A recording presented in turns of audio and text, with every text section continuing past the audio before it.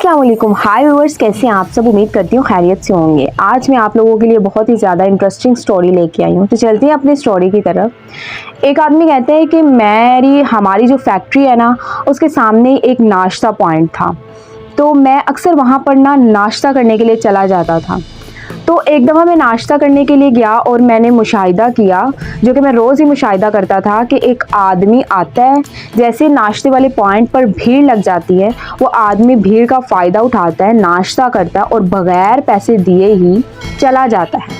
ये मैं काफ़ी दिन से नोट कर रहा था और इस बार मैंने कहा कि जैसे ही वो आदमी आएगा, नाश्ता करेगा, तो मैं नाश्ते पॉइंट के मालिक को इससे आगाह कर दूँगा ताकि वो इसे रंगे हाथ पकड़ सके। अब एज़ इट इज़ ऐसे ही हुआ। वो नाश्ता करने के लिए आया और उस आदमी ने नाश्ता पॉइंट के मालिक को बताया कि ये आदमी आता है, जैसे ही रश होता है आपको झांसा देकर बग़ैर पैसे दिए ही नाश्ता करके ये चला जाता है।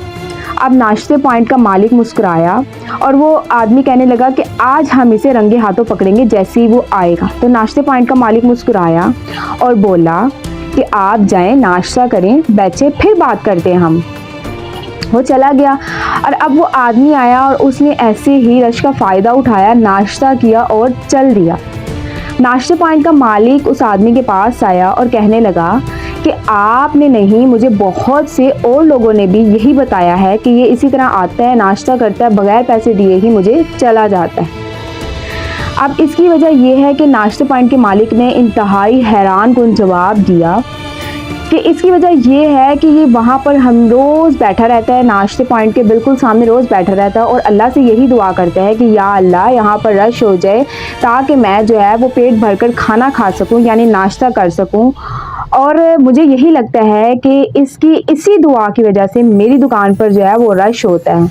इसलिए मैंने इसे कभी कुछ नहीं कहा, कभी भी नहीं पकड़ा, हत्ता कि मैं इसको देख कर भी नज़रअंदाज कर देता हूँ और मैं यही करता रहूँगा, क्योंकि मैं नहीं चाहता, मुझे ऐसे ही लगता है कि जैसे इसकी दुआ की वजह से ही हमारी दुकान पर जो है वो रश होता है। पहले नहीं होता था, लेकिन इसकी दुआ की वजह से हमारी दुकान पर रश होता है और मैं नहीं चाहता कि मैं इसकी दुआ और उसकी कबूलियत के दरमियान टांग अड़ाऊँ और इसी तरह बदबख्ती में मुब्तला हो जाऊँ। तो इसीलिए मैं इसे हमेशा नज़रअंदाज करता हूँ और कभी भी रंगे हाथों नहीं पकड़ूंगा और नज़रअंदाज ही करता रहूँगा। उम्मीद करती हूँ कि आपको आज की स्टोरी से कुछ सीखने को मिला होगा। मिलती हूँ किसी और न्यू इंटरेस्टिंग स्टोरी में, तब तक के लिए ख्याल रखिए। अल्लाह हाफिज़ और नासिर।